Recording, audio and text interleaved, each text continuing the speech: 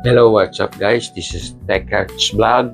Babalik po. At sa video na po na ito ay tatalakayin po natin ang about the UI ng K9 wireless microphone.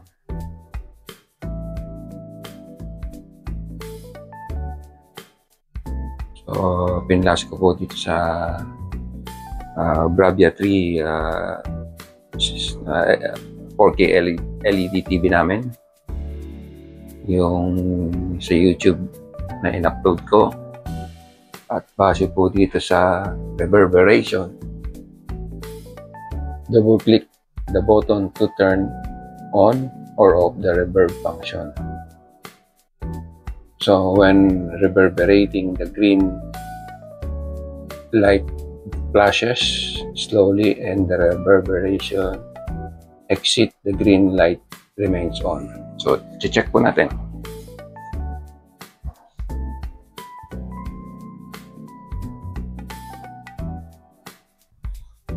Ito po, naka-off yung reverberation kasi po yung green LED ay naka-steady.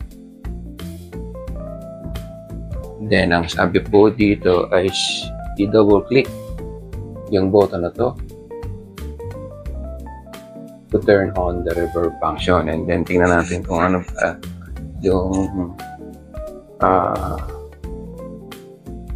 output do sa voice ko, no? So ito, double click ko na po to. Tingnan po natin kung magpa-flash.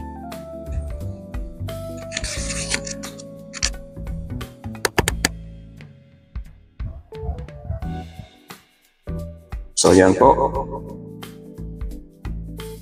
nagpa-flash na po yung green, so it means nasa reverberation function na tayo. So mic test, mic test, hello mic test. At ma-observan ko po to after na ma-upload to sa YouTube. So mic test, hello mic test.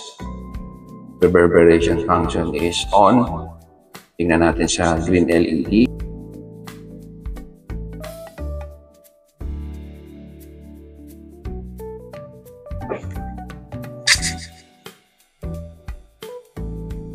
Yan, nagpa-flash siya. And so, after na ma-double click ko yung switch on button, ma-activate yung reverberation, and then para ma-switch off siya is i-double click ulit, no? Yung button na to, and then mag-steady green siya. Tingnan natin.